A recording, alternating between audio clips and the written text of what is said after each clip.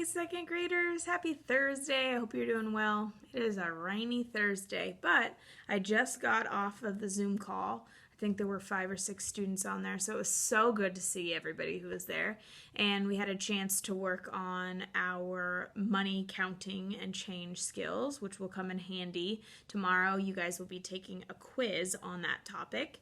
And then we also, couple students read to me their letters to Mr. Bond about different rules that they think should be changed at Sacagawea. So it was really, really cool to see, really good to hear everybody's voices and see everybody. So that was a lot of fun.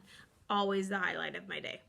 So, before I share our Penelope Peabody clue, don't forget, tomorrow's Friday, and we have our class circle tomorrow, and we have 2 special guests who will be joining us.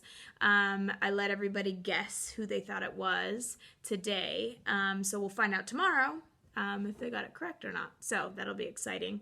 Again, it's tomorrow at 2 o'clock, and I will send you the link first thing tomorrow morning, so be looking for that. And the clue that I've been giving you, I will tell you the correct answer tomorrow. So if you haven't gotten a guess to me, let me know what you think. Here's the clue one more time. Yesterday afternoon, I saw Crater Lake. I wanted to go diving to the bottom, but someone told me it would be nearly impossible. It's the deepest lake in the United States, over 2,148 feet deep. I asked a nice stranger what state I'm in. He said, "You're in the Beaver State, of course." I checked my map. There's no state called Beaver. The poor man must have been a little confused. I am lost yet again. What state am I traveling through this time? All right, here's the clue. One last time, and we had a whole bunch of people get it correct. I love being able to add people to my list. Here are the students who have gotten it correct so far. Marley, Caden, Weston, Cadence, Raven, Bennett, Lucas, and Adelaide, and my mom. Oh my gosh, that's 1, 2, 3, 4, 5, 6, 7, 8, 9 people. Wow, we really added a lot of people to the list. The record is 12 people correct, so I wonder if we'll beat that this time. We will find out tomorrow where she's at, and you'll get a new clue. So stay tuned.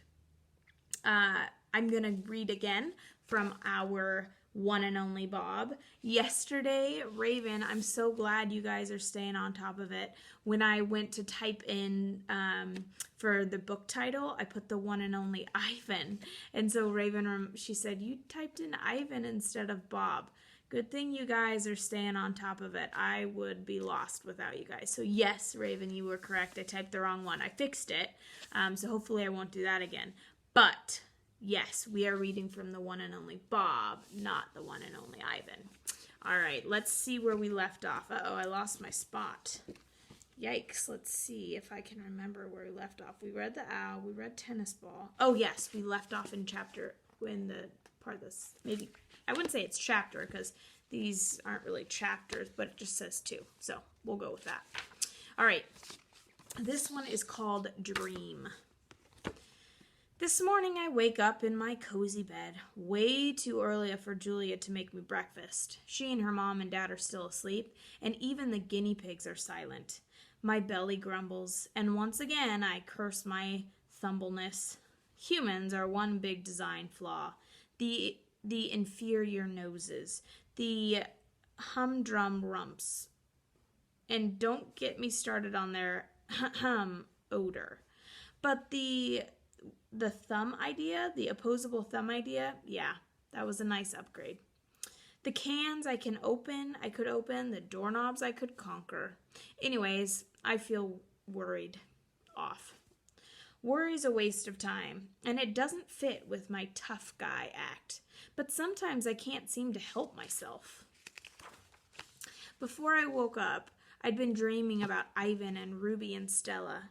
It wasn't a nice dream, or a fun and a run toe twitcher. Nope, this one was a nightmare, and a bad one.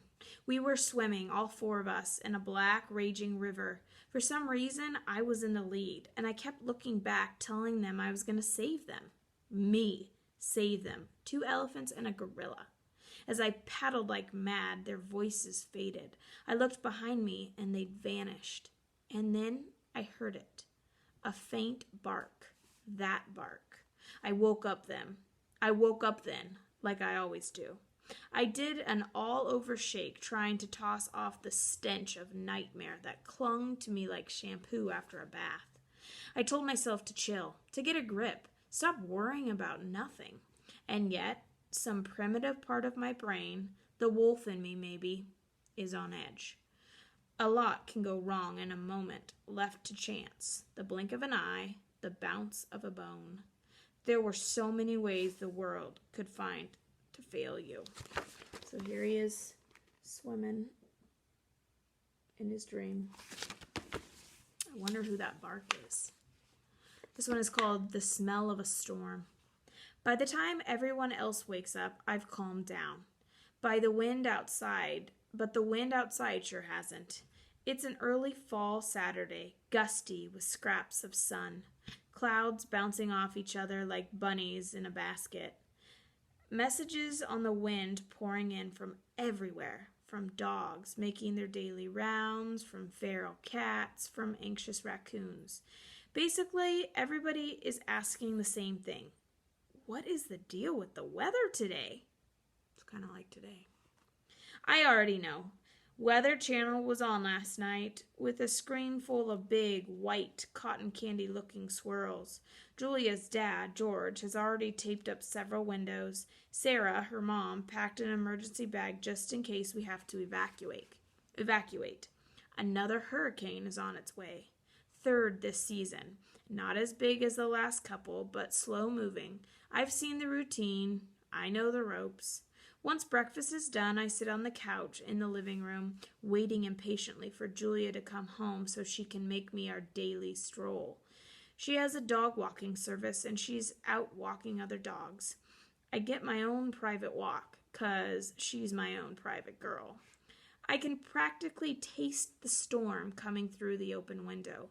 The back of my throat tingles, and the metallic edge, and the fizzy energy. But it's more than that. As if it's in the air, something is up to no good, sneaking up on the world and looking for trouble.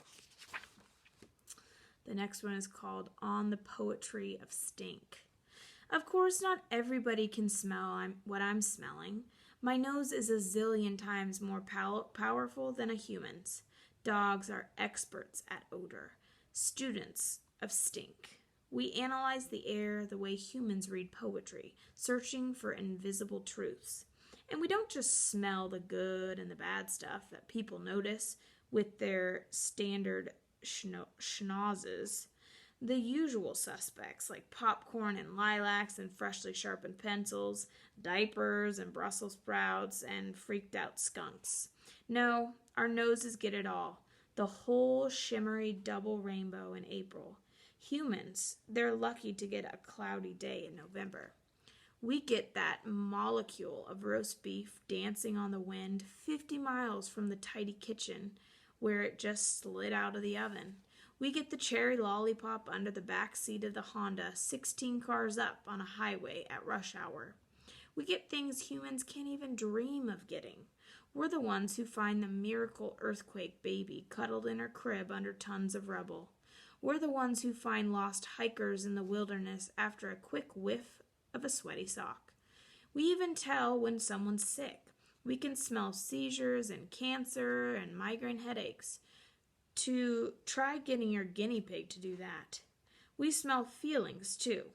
Sad has a sharp scent with an undertone of sweetness. Sad smells like being lost in a winter forest as the sun goes down. And happy? Happy is the best. But there's a touch of wistfulness around the edges. Happy smells like bacon ice cream served up in an expensive leather shoe. You're going to love every minute of it, but you know it won't last forever. All right, I will stop right there for today. Yeah, this book talks a lot about how dogs smell things, and they do. Their sense of smell is much stronger than humans. So yes, they can smell things like cancer. They can also tell when their owners might have a seizure or some type of sickness. And they also can smell if there's like something that shouldn't be somewhere. They're very good at being able to smell that stuff. So Today's Thursday, tomorrow's Friday. I hope you have a great night. I will see you tomorrow. Again, don't forget our Zoom meeting at 2 o'clock. Come see who our special guests are. All right, guys. Have a good night. Bye.